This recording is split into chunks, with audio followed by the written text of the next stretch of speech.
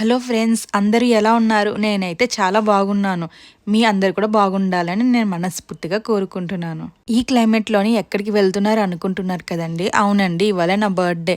మా వారు పార్టీ అడిగితే వెళ్తున్నాం. Morning 8:00 show. ఈ క్లైమేట్‌లో ట్రావెల్ చేస్తుంటే నిద్ర వచ్చేస్తుంది. మేము విలేజ్‌లో ఉండటం వల్ల మూవీకి వెళ్ళాలంటే 1 అవర్ ట్రావెల్ చేయాల్సిందే. సో మూవీస్‌కి వెళ్ళడం చాలా తక్కువ. మూవీ కాదు, షాపింగ్ మాల్కి వెళ్ళాలన్నా రెస్టారెంట్కి వెళ్ళినా సేమ్ ప్రాబ్లం. మేము వెళ్తున్నాం కదా, లెఫ్ట్ సైడ్ వెళ్తే మన వైజాగ్ వస్తుంది, ఇలా రైట్ సైడ్ వెళ్తే ఏలూరు విజయవాడ వస్తుంది. మేము వెళ్తుంది ఏలూరే. అమ్మయ్య, 1 అవర్ ట్రావెల్ చేసిన తర్వాత మొత్తానికి వచ్చామన్నమాట.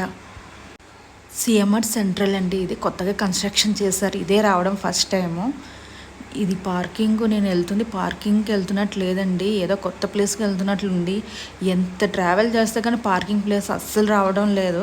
గుడి చుట్టూ ప్రదక్షిణలు చేస్తున్నట్లు అనిపించింది నాకైతే. ఎప్పుడు వస్తుందని చూస్తూనే ఉన్నాను.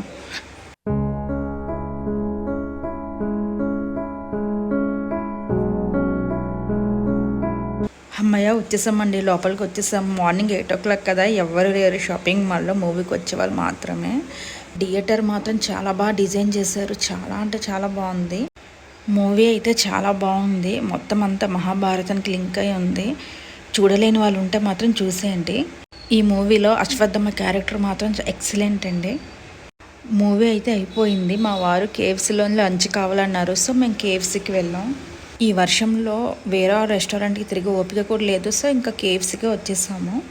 పార్టీ నాది కాబట్టి మా వారికి మీకు ఏం కావాలో అది మీరు ఆర్డర్ పెట్టుకోండి అన్నాను. డబల్ చికెన్ రోల్ చెప్పారు.